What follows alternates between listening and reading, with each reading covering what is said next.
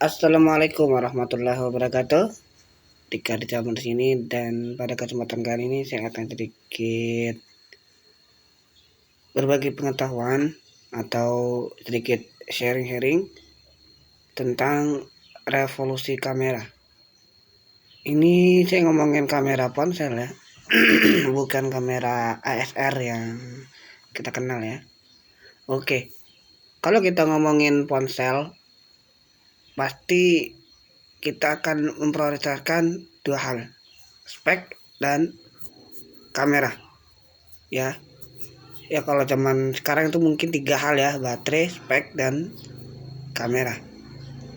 Baterai itu sangat penting ya ketika kita bermultimedia, terus baterai tidak mendukung, wah itu kecewa banget ya.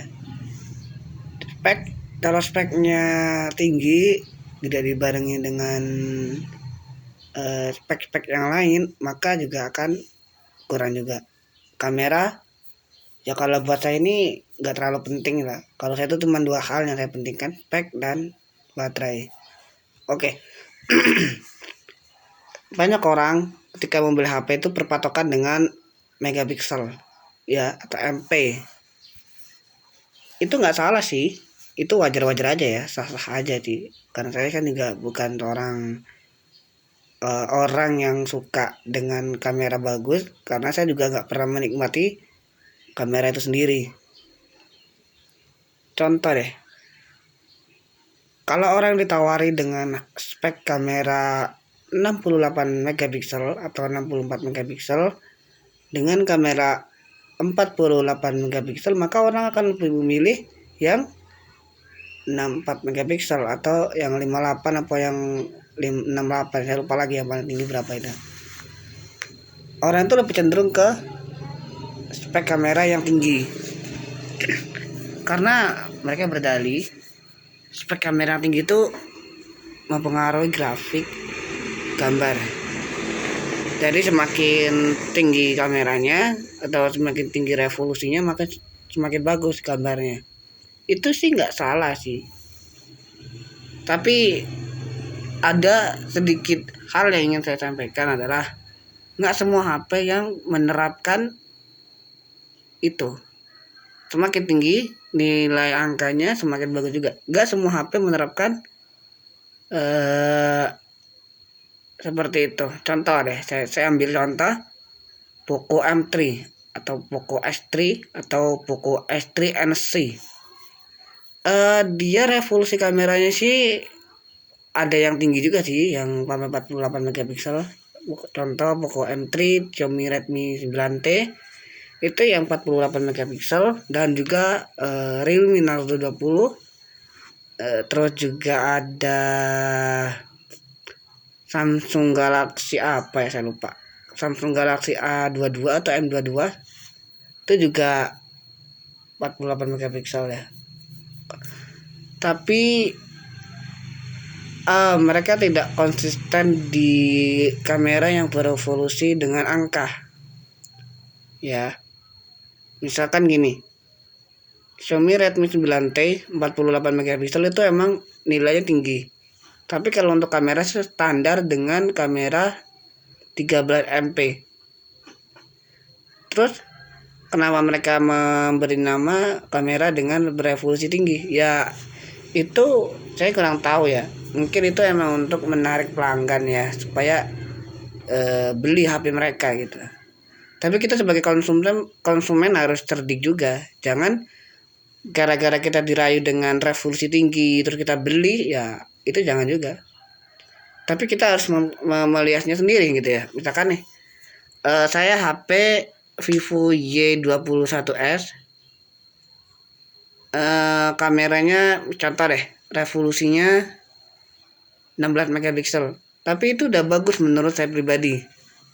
Ya kalau kita berpatokan dengan mata kita ya, misalkan ya, mata, terus kita berpatokan dengan selera, itu nggak jadi masalah. Cuman kalau kita untung-untungan dengan berpatokan dengan revolusi, itu akan susah gitu lah.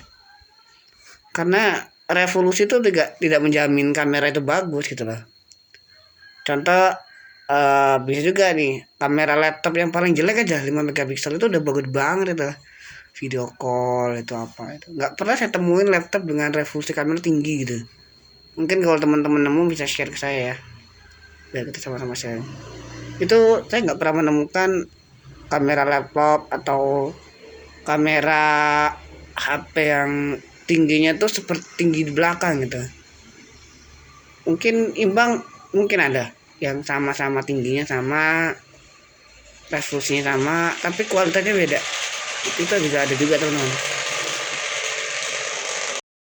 Lalu apa sih pendapat saya tentang revolusi tinggi dan revolusi rendah? Itu nggak jadi patokan ya. Jadi kalau saya misalkan beli HP nih, saya beli HP Vivo Y12 yang kameranya tuh 3 biji, 13, 8 atau 5 ya saya lupa, itu sama 2 megapiksel.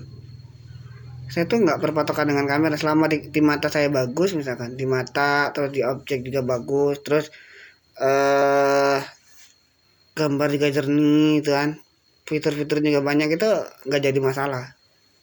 Tapi kalau kita dari awal obsesinya, wah revolusinya gede nih, misalkan 4 biji kamera nih, 64 misalkan, terus 88, 48 misalkan, terus 32 megapiksel atau paling kecil 28 megapiksel, itu kita nggak bisa berpatokan. Justru bahkan ya nih, bahkan kamera yang revolusinya tinggi kadang-kadang kalah sama kameranya yang berevolusi rendah. Misalkan di HP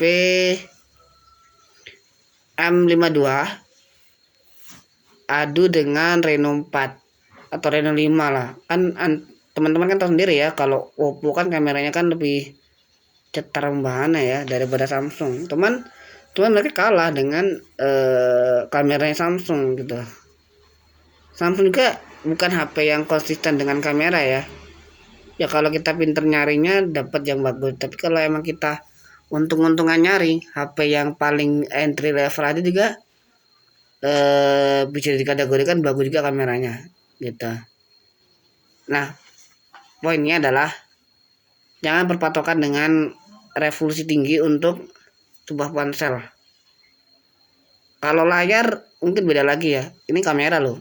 Nah, kalau teman-teman ketika tes pakai HP ya, tes gunain HP misalkan di toko atau di mana itu, nah kalau teman-teman menemukan kameranya bagus ya nggak apa-apa diambil, walaupun revolusinya kecil gitu. Misalkan nih kameranya bagus, revolusi cuma 16 megapiksel, ambil aja karena menurut mata kita ini bagus loh gitu loh. Atau kalau emang teman-teman nggak bisa ya bisa lihat review gitu, kamera yang 48 megapiksel yang bener-bener 48 megapiksel mungkin bisa dicari, cuman nggak semua brand bener gitu, maksudnya meletakkan kamera 48 megapiksel di HP-nya.